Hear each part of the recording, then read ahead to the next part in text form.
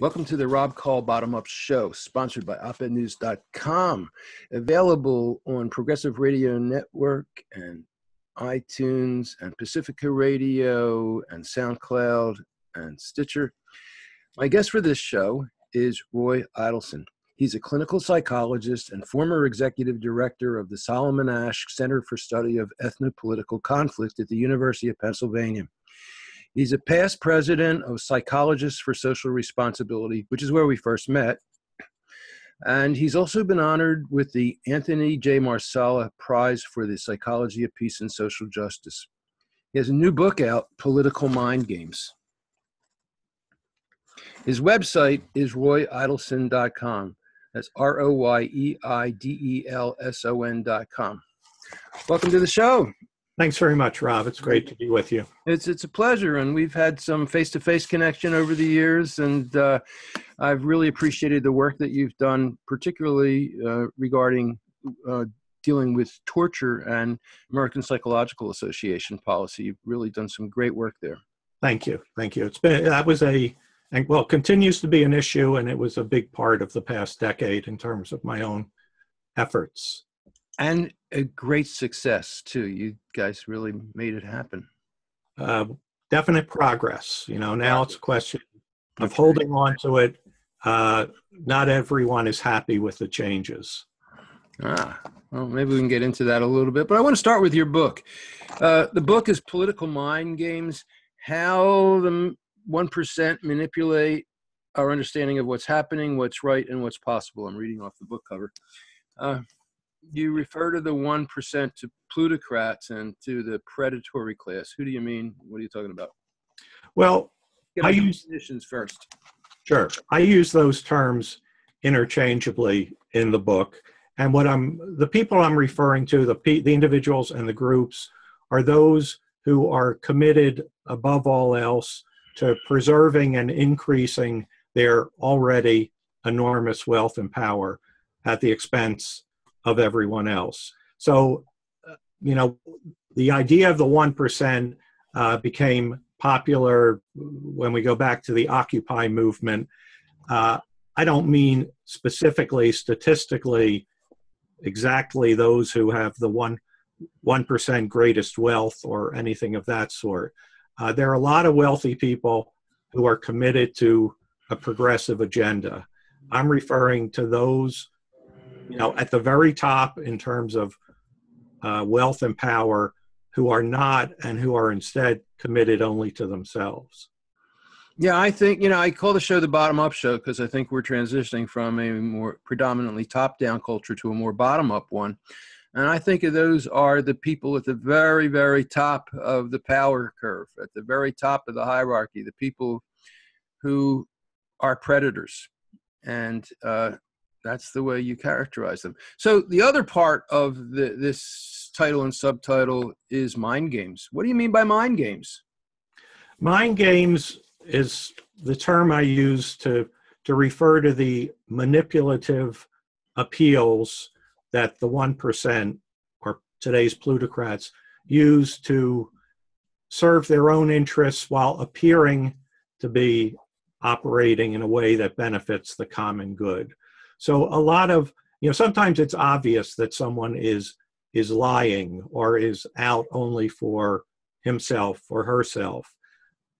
More often, I believe, we're not aware or not fully aware of how we're being manipulated and how certain phenomena in the world, whether it be about war or other forms of injustice or mass incarceration or poverty wages, how those are being explained or justified through the use of kind of clever, deceitful propaganda that has the ring of truth. So mind games have the ring of truth, but in fact, they're empty.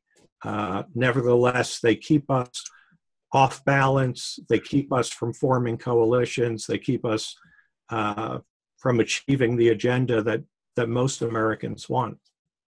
Now, when you talk about that, I think of Frank Luntz and George Lakoff, and they're thinking about framing, political framing, and languaging of words. How's that relate to mind games? Well, George Lakoff's work is really important, and he looks at framing as you described, and kind of at the neurolinguistic level. In fact, what I have done is I focus on 5 core concerns that I believe are central to how you and I and pretty much everyone else make sense of the world.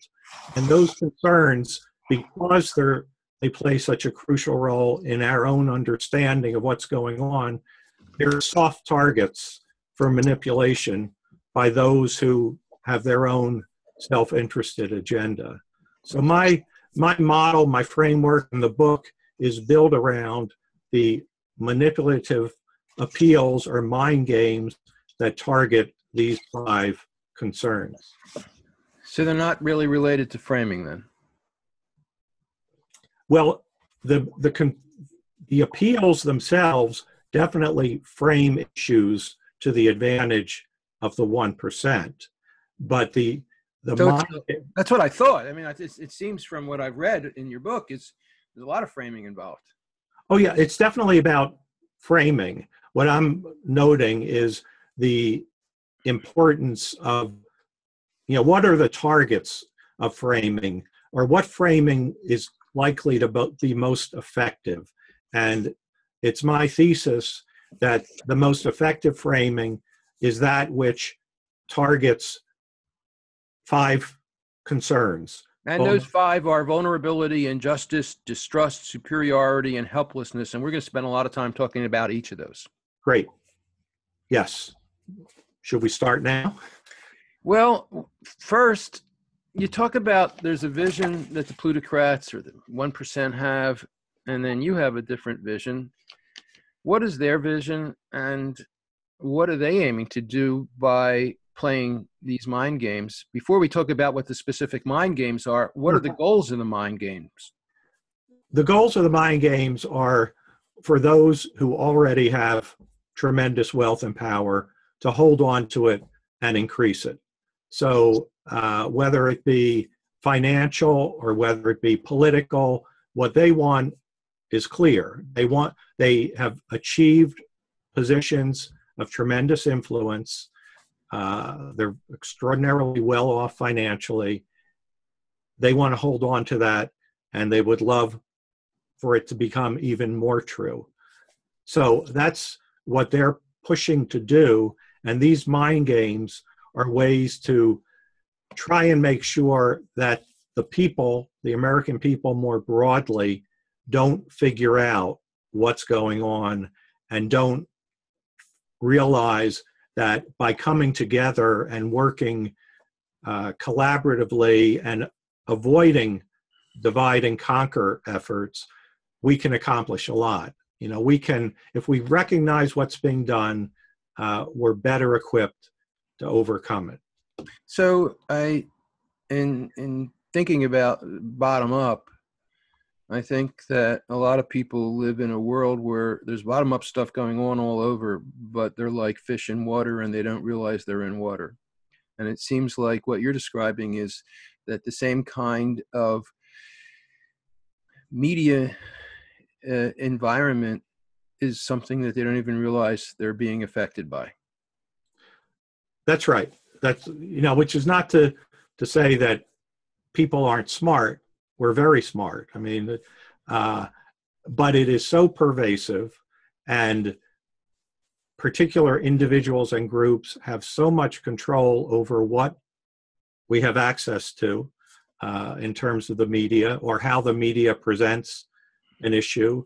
They, to a large extent, they have tremendous influence over our political leaders.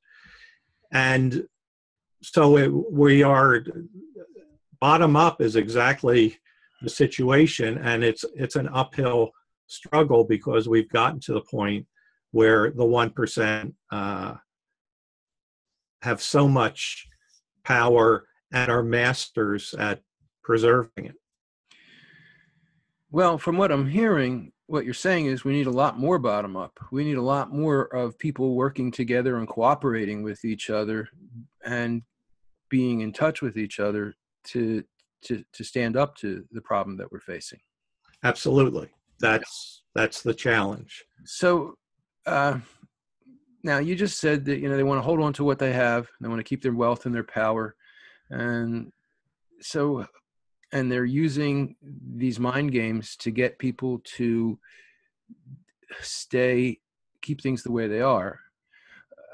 Are they directly doing it? I mean, I don't think that they're really just doing it directly.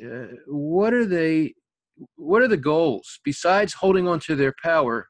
What are the effects on people? You're a psychologist. What are the effects that these people in power are trying to do, to produce psychologically with people so that we leave things as they are? Well, what they want to do is, it varies depending on the situation, but the kinds of things they want to accomplish is they want to scare us some of the time in order to benefit themselves. They want to create distrust within our own ranks so that working together becomes much more difficult and much less likely. They want us to feel helpless some of the time so that we give up on any idea that the world can be a better place than it is.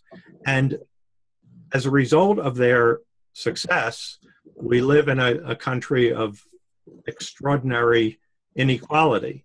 And, the research shows that extreme inequality is unhealthy. It has damaging effects, both in terms of what communities are like, what our physical health is like, what our mental health is like. We would be better off with a more equal society. And in order to get there, the plutocrats have to lose some of what they have. And they don't want to. What do you think they need to lose?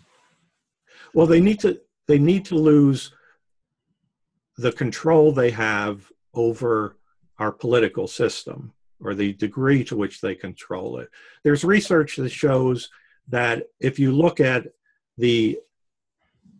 what the American people at large want politically, and what the 1%, those in that situation want, and then you look at what Congress passes in terms of legislation, there tends to be clear correlation between what the 1% want and what Congress does, and essentially no correlation between what most Americans want and the actions of Congress. And it's a bad situation, obviously. It's not entirely surprising. No, it's not surprising, because a good chunk of Congress are members of the 1%. Right. They're either members of the 1% or they're dependent on the wealth of the 1% in order to run their campaigns and be elected and be reelected. So that's not a surprise. And so the kinds of things we need are elected officials who don't buy into that game, who aren't willing to be beholden to those with tremendous wealth in this country. I mean, that's just one example, kind of different. I'm pursing my lips because I'm in a district where there's a primary where there's a millionaire running against two more regular people, and the millionaire was the one that the Democrats endorsed. And they deny it's because he had the money, but I think that's why it was.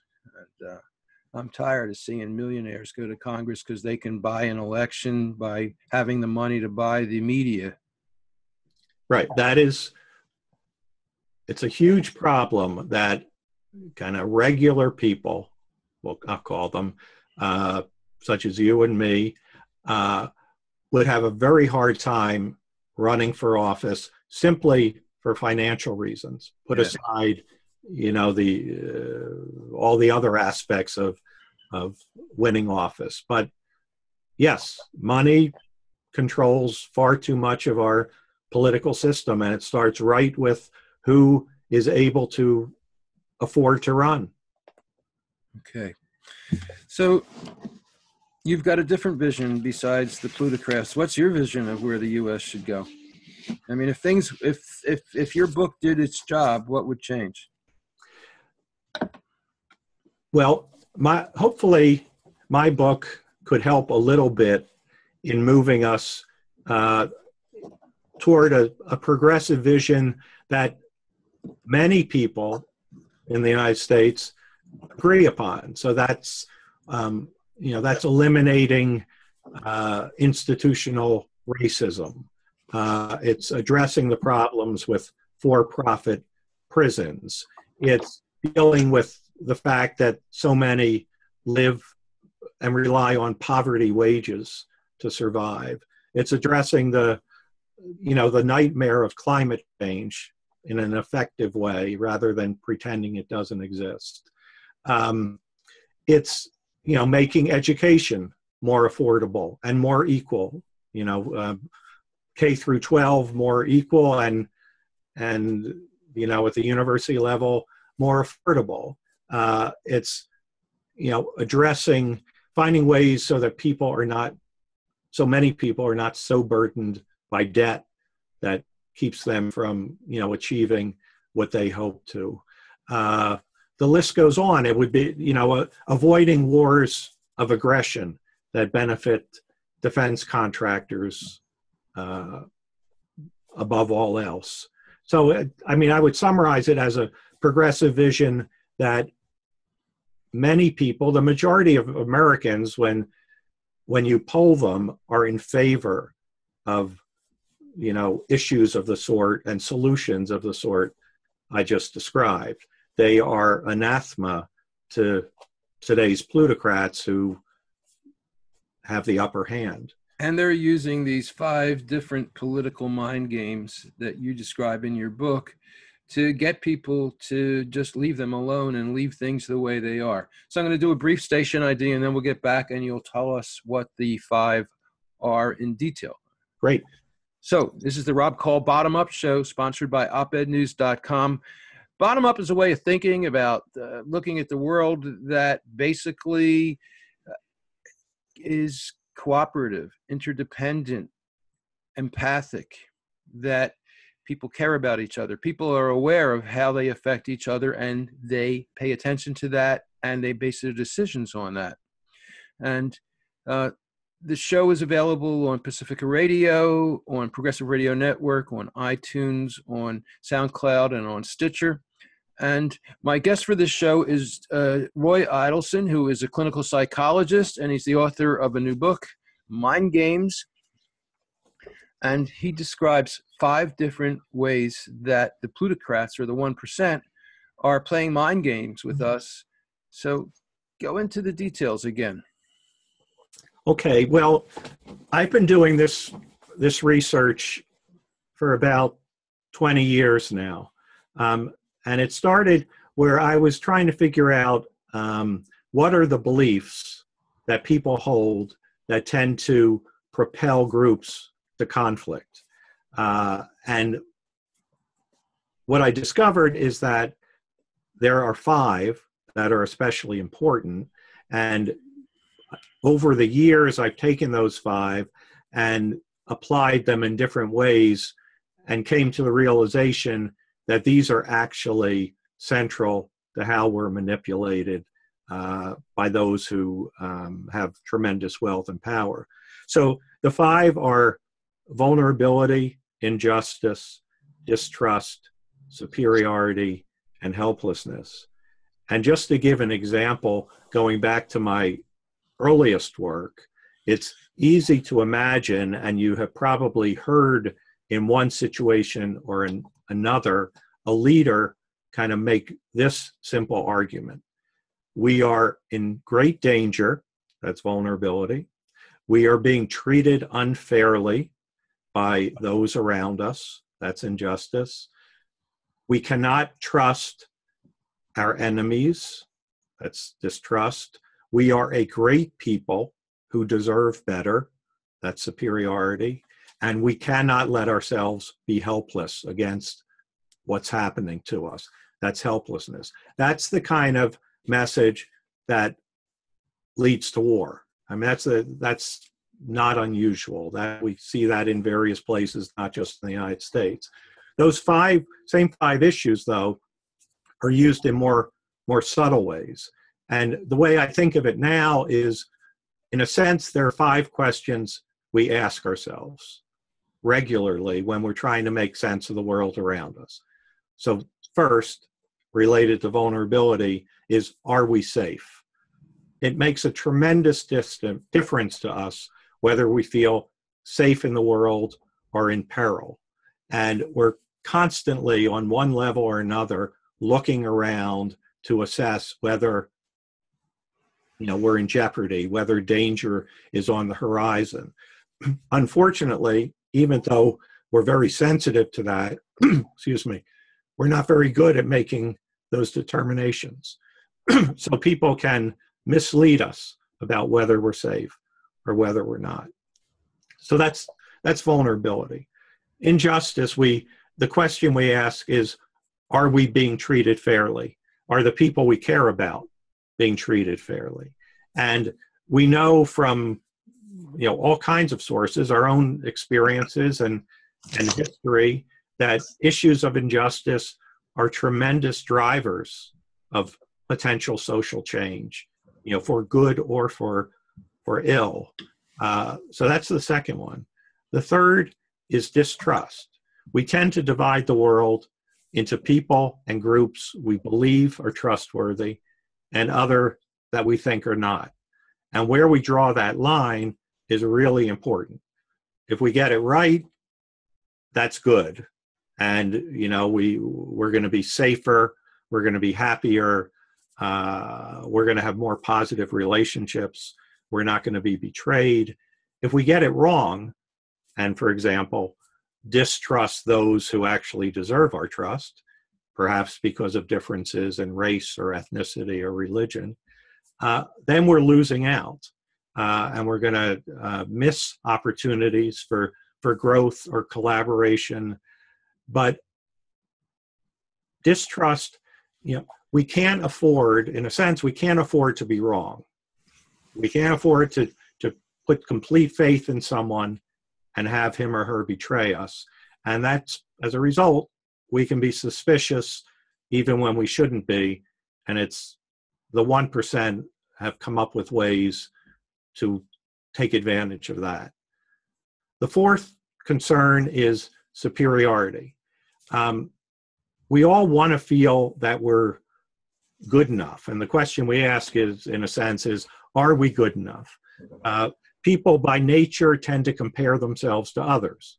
They'd like to, as a result of those comparisons, discover that they're good, that they're even better, whether it be in their accomplishments or their values or the destiny that they imagine for themselves. But here too, we're really susceptible to manipulation. We can be flattered. We can be told that others who are different are not worthy, that we are good, they are not. And again, it's an area where we're taken advantage of by those who are pursuing self-interest. And the fifth area is helplessness. And the question we ask, in a sense, every day is, can we control what's happening to us? It's really important to people to feel that they are able to influence the events in their lives. It's bad news. It's tremendously discouraging and demoralizing if you come to the conclusion that you're helpless. And part of the problem is, once you believe you're helpless, if you get to that point, it's very hard to turn that around. It's very hard to change that view. And people who feel they're helpless try less hard. They give up more easily, more quickly. And so again, the 1% are ready to take advantage of that kind of psychological concern. There's been some interesting research on learned helplessness. They would put a rat in a box and they would electrify a certain part of the cage so that the rat would learn not to go there. And then they take away the electricity and the rat would just stay in the part where it knew it was safe and never go back out to the other part that had been electrified that no longer was. Right. And I mean, that's a perfect example. And that rat, or if that were a person, he or she would be potentially missing all kinds of opportunities on the other side. Right. But instead, they've given up. And so many people have given up. I can't tell you how many times I talk to people and I say, you're going to vote in this primary? And they go, no, I'm not going to vote. It doesn't do anything. It's BS. It's a rotten system. And that's the people at the top succeeding. You know, and then I get it from progressives too, or people who profess to be on liberal or progressive or whatever, and they say, don't vote. Shun the system by not voting. And I just think that is just pure stupidity. I think you got to vote, and you got to face the fact that there are big problems with the electoral system, starting with money and electronic voting. There are a lot of problems, and access to voting and voting rights, but you got to vote. I mean, and that it's like those rats that were shocked and they just stay away. It's crazy. So I want to ask you, how did you come up with these 5? Why these 5? These 5, this was based on some of the early research I did with colleagues. And what first drove my interest was I was looking for what are the beliefs or the concerns that explain how groups behave and also explain how individuals behave. Because my thinking was, if we can understand what those issues are, the ones that apply equally well to you or me in our daily lives, and also to other larger groups, whether it be political parties or communities or nations, those are probably especially important because they span that spectrum from the individual to the collective. And through the research I did, these were the 5. These are the 5 that, in my judgment and from my experience, can be used, for example, clinically. I don't practice clinically anymore, but for many years I did, and it's not uncommon for clients, for their challenges or their struggles to revolve around one or more of these 5 issues. And it's certainly true that a lot of the conflict in the world revolves between groups and nations revolves around these same issues of vulnerability, injustice, distrust, superiority, and helplessness. People have different perceptions. Nations, for example, disagree about where the injustice lies. People disagree about where the injustice may lie in a given situation. But there's no question that injustice drives behavior. Okay. So give some examples of how some of these mind games work. Okay, well, in the book, for each of the 5 areas, I describe 4 mind games. So there are a total of 20 in the book. And if a common one in regard to vulnerability is the idea that change is dangerous. Okay, that if we want to be safe, we need to leave things the way they are. And this is often a message of the 1%. And it's an argument that is used to keep us away from universal health care, from significant changes in the way health care is provided in the country. It's an argument, change is dangerous, is used to defend maintaining a military budget that is larger or as large as the next 9 countries combined, and is clearly wasteful in a variety of ways. A lot of the debate about taxes or raising taxes, one of the go-to arguments from corporate CEOs and other such types is that if we change the system dramatically, it will imperil the country. That raising taxes will, on the wealthy, will lead to the loss of jobs. The economy will collapse. So change is dangerous is one of the 20 mind games. It's one of the 4 vulnerability mind games. I describe examples in the book. So what do we do about it? So how do we deal with those mind games? The way we have to deal with it is it's similar to inoculation, the way we deal with avoiding the flu. Although now inoculation is also a psychological term in behavioral therapy, I know. Right. Well, when I refer to inoculation, the inoculation model in psychology comes from the medical model or the public health model. The idea being, going back to the flu, and it doesn't always work, obviously, for those who got the shot and got the flu thereafter. If we get a small dose of the virus that we want to avoid, we develop antibodies, and those antibodies are then ready and on alert should we then be hit with a full-blown attack of that virus. So we're better able to withstand it.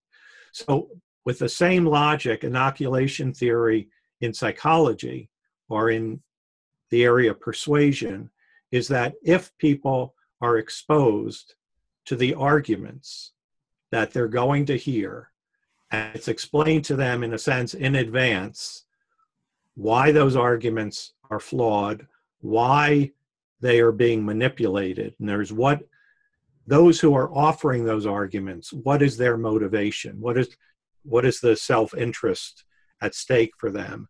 If we know that in advance and we're offered counter arguments, kind of that show us that the explanations that we're going to hear are not the correct ones, that there are better ones, and here they are, then we're inoculated in a sense. Then we are not only better able to withstand the claims, the false claims the 1% make every day, we are better able to engage and help other people resist them.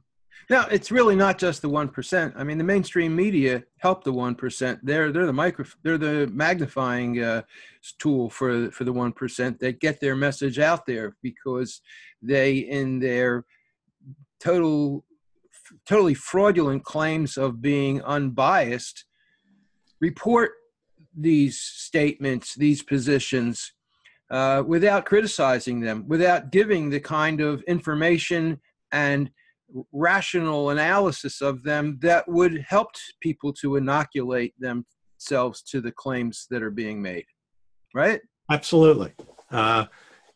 It's, and the mainstream media, they are big corporations, yep. with executives who are among the wealthiest people in the country. That there are tremendous journalists. It's not just the executives, I believe I recently read that Sean Hannity is worth at least 40 million, maybe several $100 million. And there are a good number of these anchors who are worth at least 8 figures, which is $10 million or more. And lots of them are worth $5 million, $6, $8 million. I think I saw that Joy Reid was worth $8 million at MSNBC. She's one of the 1%. Most of them are. I'm sure Rachel Maddow is worth $50, $100 million. They're right. The network personalities, whether it's Fox or MSNBC or whatever it might be, they are exceedingly well paid. No question about it. I want to emphasize that there are, at the same time, I basically agree with you, Rob. There are, tremendous journalists doing incredibly important work who may work for some of the mainstream media outlets. So it's a balancing act of sorts. The problem I'm sorry, I just don't think that the really great journalists are the ones getting the great money. I don't think that Glenn Greenwald or Jeremy Scahill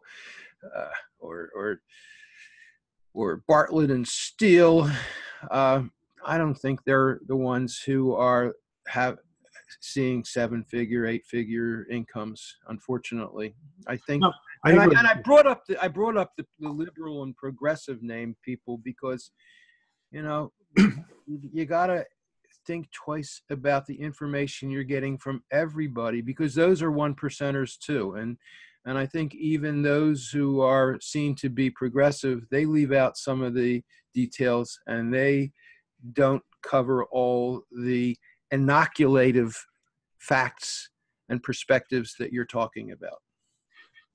Right. I agree with you. I would make two observations. One is, from my perspective, not everyone with tremendous wealth fits into my, in a sense, definition of the 1%. I'm referring to people who have that tremendous wealth or power and use it for certain purposes. I'm not singling out one person or another in terms of who fits that profile or not. But certainly the mainstream media limits, and it's tremendously influential, and choices are made. Whether the whole idea of fair and balanced, which is no longer Fox's motto, but the idea that we must always supposedly present two sides, when in fact one side is lies and the other side is truth. Amen.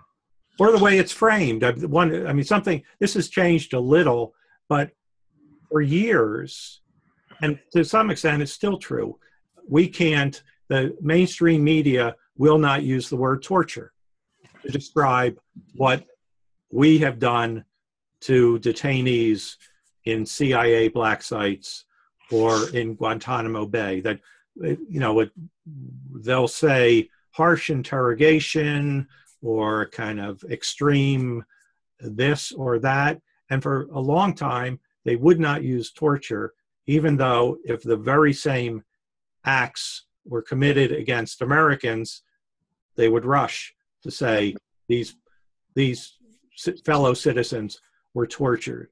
Well, that's a decision that comes from on high in regard to how the mainstream media, its relationship with the White House, for example, or with Congress, or with those in positions of power. What do they or don't they want to hear? We know that the whole issue of warrantless wiretapping, that there was a delay in that information being released back in, I guess it was 2004, until after the election. That there was the research had been done, the case was strong, but the leading papers, or at least one of them, they made deals with the administrations. So we need to do another station ID now. This is the Rob Call Bottom Up Show, sponsored by opednews.com. That's progressive news and opinion that you're not going to get on mainstream media, not any of the mainstream network news agents. We've got great articles, about 500 a month, and we are doing the work that really needs to be done to help to inoculate people, to help to show what's going on. And we've published some of the work of this guest here, Roy Eidelson, psychologist and the author of Political Mind Games, how the 1% manipulate our understanding of what's happening, what's right, and what's possible.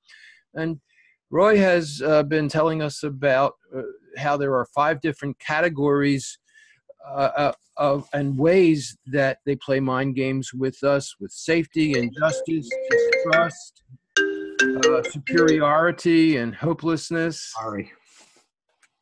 All right, I'm going to chop out that section for the radio show. So Roy has been telling us about 5 different kinds of ways that the plutocrats play mind games with us: safety, injustice, distrust, superiority, and hopelessness. And why don't you tell us a little bit more about examples of the ones you haven't discussed so far, and then what we do to inoculate. Okay, so... And we got about 20 minutes left. Okay, great. So I gave an example of a vulnerability mind game. Change is dangerous, and how the 1% use that. And one example of an injustice mind game would be, we're fighting injustice. That this is the argument that is used repeatedly when those with tremendous wealth and power, what they actually want to do is secure their advantages, but they'll frame it in terms of, and there's an example of framing, they'll frame it in terms of making sure that the world is just or more just. And this is the argument, recently, a clear case is the efforts at voter suppression. So it's clear that leaders, especially of the GOP, would very much like certain groups not to vote. That they're likely not to vote for not just the likes of Trump, but more typical Republicans and conservatives either. So what they're going to do is they're going to make it harder to register to vote. They're going to make it harder to vote by requiring voter ID. They're going to get rid of polling places in poor neighborhoods where there are people who tend to not vote Republican. The ideal situation for voting should be that everybody is required to vote and they're penalized if they don't. And that when a person turns of age, and I've come to think that age should be 16 after what we've seen recently. When a person comes of age, they automatically are registered to vote, and the voting should be done on ballots that can be properly recounted, not just pushing the button for an electronic recount, which is no recount at all. And yet, I think what you're getting at is the message they give is, we're going to protect the vote by making it so that everybody has to have an ID, even though the number of people who vote illegally because of that issue is infinitesimally small. Exactly. So sorry I jumped in there, but it's that was perfect examples of what I was trying to describe. But so how do you get away with that? How do you suppress the vote? By making it harder to vote? You do it by saying we're fighting injustice. And if you can make it sound true, then people are more accepting of that. Then you'll hear, well, so maybe what's wrong with requiring a birth certificate in order to register or whatever. And that's where we get into this problem that we're fighting injustice has the ring of truth. And I think the other part of it is that it's not like they just use one of these alone. Like they might throw in superiority. They may make it like those people are the ones who are going to violate the law and cheat. And like Trump said, millions of illegal immigrants voted illegally, and that's why the count was so off and why he didn't win by 3 million. Right. Yeah, regularly these mind games are used in combinations, which just makes them more pernicious and harder to combat. But if we're prepared, we can do it. If I take a distrust mind game example, I'll mention 2. One is the mind game, the claim by the 1% that they are devious and dishonest. They. They being whoever it might be. Non-white men. Right. Yep. Or workers who are trying to organize, for better pay. Related to it, but different, is the mind game. They're misguided and misinformed. So this is where instead of trying to make their opponents out as kind of evil, the 1% kind of take a patronizing approach and say, well, they don't really understand and they're misguided and misinformed. And either one can be used depending on who they're trying to target. I think we saw both recently with the Never Again movement, kind of looking for gun reform. The amazing kids from Florida and the amazing kids from other cities that haven't gotten the same attention in trying to address gun violence. There was an effort by the NRA first to make them out as actors. There were claims, well, these aren't really high school kids. That's their devious and dishonest mind game. And when that didn't seem to stick, the go-to one in terms of distrust has been they're misguided and misinformed. They're just 16 and 17-year-olds. They don't really understand. They're being manipulated by, bigger liberal forces who are trying to take advantage of the situation. But so two examples of distrust mind games there. To get in one superiority and one helplessness example, in terms of superiority, the 1% or their allies often use what I call the "they are losers" mind game. And this is the way to justify extreme inequality, poverty wages, unemployment, hopelessness.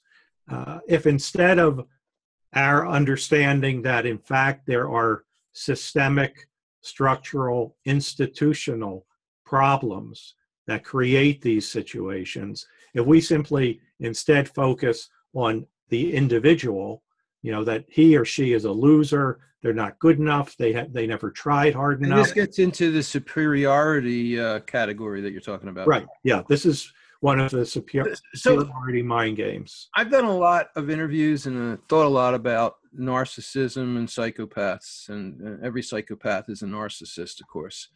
Where does that fit into this? For me, the clearest way it fits in is a different superiority mind game, which I call "we've earned it." And this is where the 1% promulgate the view, and in some cases they may believe it themselves, that they deserve everything they have, that nothing came to them easy. Doesn't matter that they inherited fortunes. That born on third base. Right. Yep. But not in their eyes. In their eyes, they've worked hard, or they're smarter, or they're better in one way or another, and they deserve the tremendous wealth or tremendous power they hold. That's narcissism. That's